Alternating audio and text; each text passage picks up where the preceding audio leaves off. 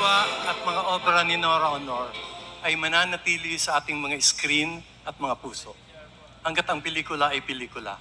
Dahil buong buhay ay nagbigay siya ng nagbigay sa sine at sa sining, lalo na sa MMFF.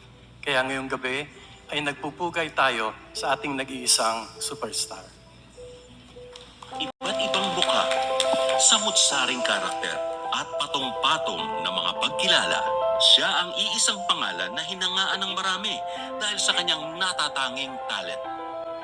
She is the Philippines' one and only superstar, Miss Nora Honor. My brother is not a pig! Ang kapatid ko ito!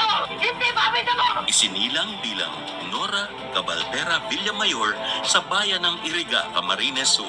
Bata pa lang, namulat na sa hirap ng buhay.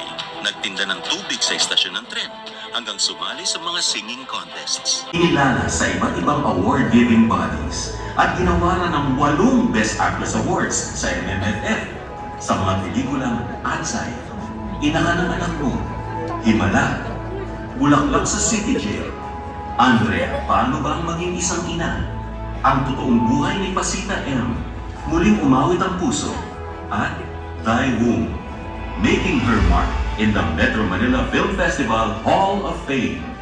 Pinarangalan hindi lang dito sa Pilipinas, kundi sa iba't ibang panig ng mundo.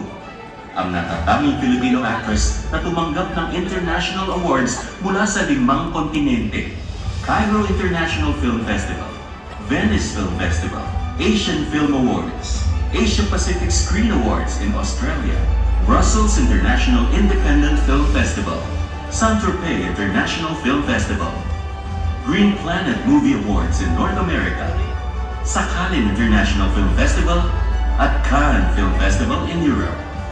Her iconic and highly acclaimed film, Himala, was recognized by CNN APSA Viewers' Choice Award for Best Asia-Pacific Film of All Time.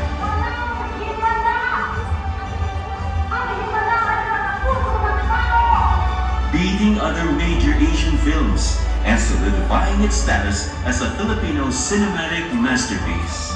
Narinig ang kanyang boses sa MMFF 50 film entry na Isang Himala sa pamamagitan ng isang makapangyarihang voiceover bilang Elsa. Pagpapatuloy sa iconic at di malilimutan niyang papel sa makasaysayang pelikula. Bayang umaawit, ngunit bingi. Anak, ina, asawa, kapatid, kaibigan, partner, fan, actress, producer, idolo, at alagad ng sining. Ano man ang kanyang gampanan, sa likod o harap ng kamera, mananatili siya sa ating mga puso at isipan.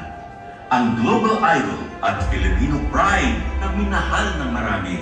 Nilisan man niya tayo ngayong taon, mananatili ang kanyang natatanging kontribusyon sa ating industriya at sa sining at kultura ng ating bansa.